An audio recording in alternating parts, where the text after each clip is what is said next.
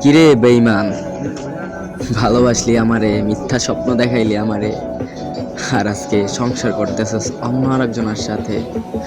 ভালোবাসায় এতটাও লিপ্ত হইয়া অশ্লীলতা করার পর শরীরের কাপড়টা ঠিকও করতে পারস না। হাই রে বেঈমান, শোন বেঈমান, তোর মতন বেঈমান টাকা দিয়ে কিনা নিমো এক সময়, বুঝছস? আমি তোরে দেখাই দেবো বেঈমান।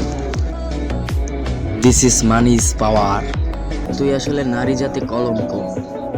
তুই ভালোবাসায় এতটাই লিপ্ত হইয়া অশ্লীলতা করার পরে নিজের কাপড়টাও ঠিক করতে পারস না। আরে বেঈমান, কতদিন থাকবে এমন দেখবো তো, আর আমিও তোকে দেখাবো। বেঈমান, মনে রাখিস, টাকা থাকলে তোর মতন হাজারো নারী শুভর পিছনে থাকবে। I will tell you.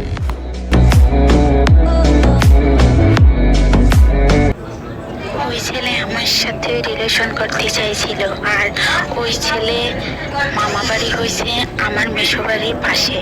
তো আমি ওকে ভালো করে চিনি, ও আমার সাথে রিলেশন করতে চাইছিল, আমি ওর সাথে করিনি, কারণ ও দেখতে অতটাও ভালো ছিল না। বাট ও বিড়ি সিগারেট খাইতো, তারপর একটু খারাপ নজর ছিল।